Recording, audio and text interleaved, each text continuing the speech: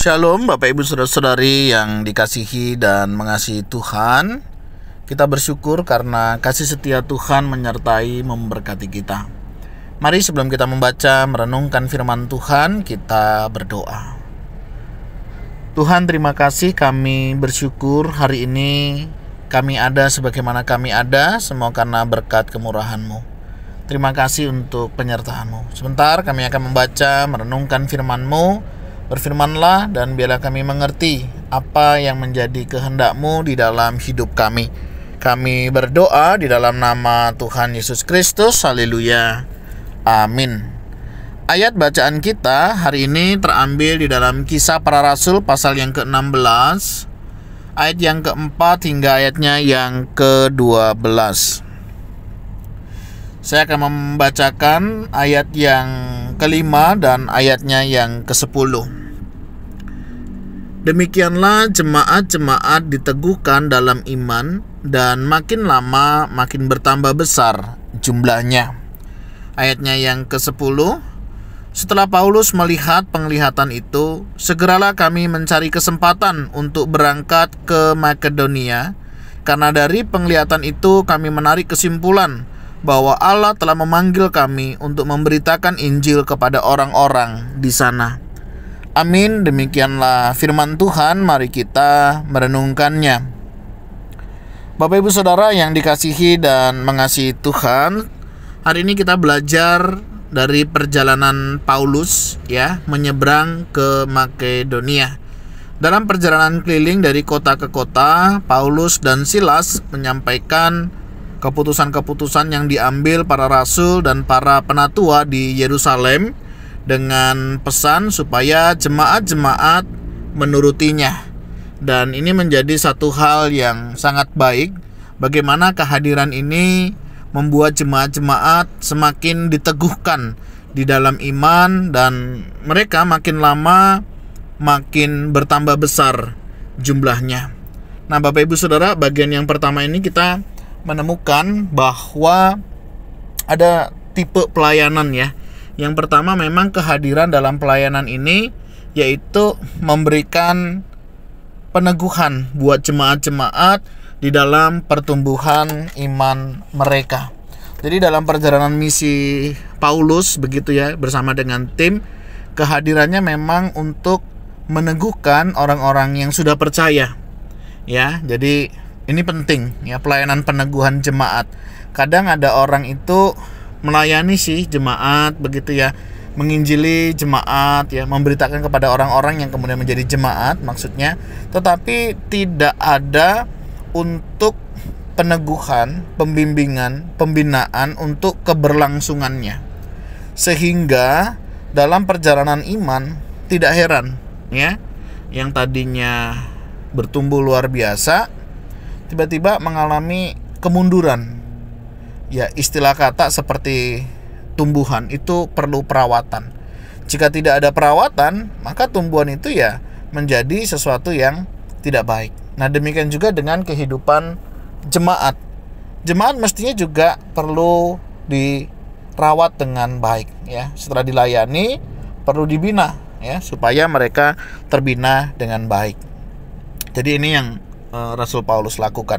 Nah, yang kedua, melalui penglihatan, Tuhan menyingkapkan kepada mereka apa dan bagaimana semestinya mereka lakukan dalam setiap pelayanan. Misalnya dalam penglihatan di Makedonia, untuk mereka menyeberang ke sana dan menolong mereka. Dari hal itu mereka menyimpulkan bahwa Tuhan mau menuntun, memimpin mereka untuk melayani orang-orang di tempat yang lainnya. Nah, bagian yang kedua memang misinya untuk memberitakan Injil. Jadi misi itu perjalanan misi ya, bisa untuk memberitakan Injil, bisa juga untuk meneguhkan iman jemaat. Jadi dalam mission trip misalnya ya, itu ada beberapa hal yang memang bisa dikerjakan dalam perjalanan misi. Jadi mission trip itu bukan hanya sekedar cari jiwa, memenangkan jiwa begitu ya, mengenalkan Kristus kepada mereka, tapi juga meneguhkan iman setiap mereka dalam pertumbuhan iman mereka, sehingga mereka bisa dan boleh bertumbuh dalam cinta kasih akan Tuhan. Nah, Bapak Ibu Saudara, dari sini kita bisa belajar ya, bahwa ada hal-hal yang menarik dalam perjalanan. Yang pertama, ketika kita mau belajar untuk tunduk ya pada pimpinan Tuhan, sehingga dalam perjalanan pelayanan yang kita lakukan adalah kepentingan Tuhan, bukan kepentingan kita, kepentingan pribadi ataupun kepentingan yang lainnya. Jadi kalau ini kepentingan Tuhan, kita percaya Tuhan yang akan menuntun ya, memimpin dan menyertai, sehingga apa yang kita kerjakan semuanya kembali kepada kemuliaan bagi nama Tuhan. Ya, kayak kemarin kita pamit dengan teman-teman yang ada di Pulau Rote. Ya, kita sudah 3 tahun ke sana, 3 tahun ini kerinduan kami jemaat semakin diteguhkan dan bertumbuh, dan kita memang melihat ya perkembangan jemaat, mereka semakin bertumbuh ya. Ada pos-pos jemaat, bahkan berdirinya gereja, dan juga penambahan jiwa. Senang kita melihatnya, bagaimana mereka mengerjakan untuk kemuliaan bagi nama Tuhan. Ada beberapa memang kemarin kami diingatkan untuk ke tempat yang lain. Ya, kami sampaikan, kalau Tuhan izinkan, Tuhan pimpin kemana, ya kami akan pergi. Kami hanyalah seorang hamba yang tidak berguna, yang melakukan apa yang menjadi kehendak Tuannya. Nah, kami belajar itu Bapak Ibu Saudara. Jadi kemana Tuhan gerakkan kita, kemana Tuhan mau pimpin kita untuk melayani, mari kita lakukan ya. Mungkin Bapak Ibu tidak harus pergi ke pedalaman atau ke daerah. Mungkin di mana tempat Bapak Ibu bekerja misalnya, di mana kita bekerja hari ini, mungkin di sana Tuhan juga sedang ya mau memakai kita untuk kita boleh menyatakan Injil kasih Tuhan itu, supaya orang mengenal Kristus melalui kehidupan kita, melalui cara kerja kita, cara kita memperlakukan orang, cara kita menghormati orang, sehingga ada banyak orang yang akan mengalami kasih anugerah Tuhan di tempat kita bekerja, di tempat Bapak Ibu Saudara ditempatkan, di dalam segala aktivitas ya. Tuhan punya rencana, dan percayalah itu Tuhan kerjakan di dalam kehidupan kita masing-masing. Di tengah keluarga mungkin ada, mungkin di antara kita keluarga yang belum percaya. Kebetulan nggak kita ada di tengah keluarga mereka? Saya pikir tidak ada yang kebetulan, di mana Tuhan mau memakai setiap kita untuk menyatakan kemuliaannya di tengah keluarga kita. Ada banyak orang yang mungkin belum percaya. Itu menjadi bagian kita Bapak Ibu Saudara.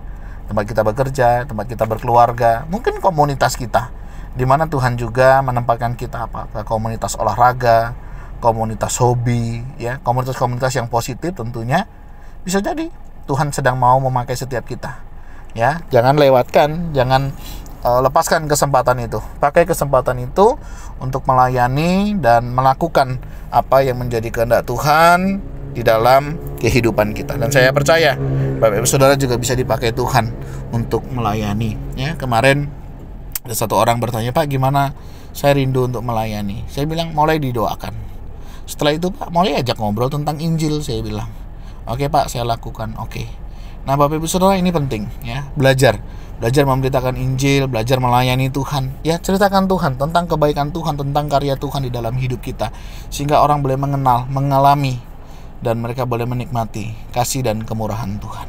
Semangat Bapak Ibu Saudara, dimanapun Bapak Ibu Saudara ditempatkan, apakah di tengah komunitas orang Kristen, orang percaya, kehadiran kita untuk menguatkan, meneguhkan iman mereka. Kita pun diteguhkan ya. Kalau kita ada di antara orang-orang yang tidak percaya kepada Kristus, ini menjadi bagian kita untuk kita boleh memberitakan Injil.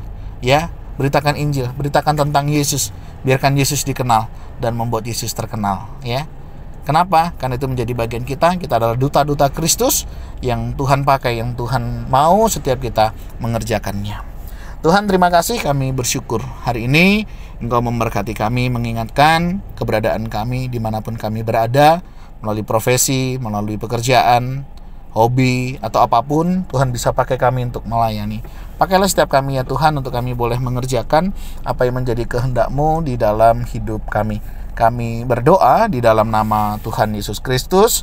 Haleluya, amin. Bapak Ibu Saudara, demikianlah renungan kita hari ini. Kiranya Tuhan Yesus memberkati kita sekalian. Shalom.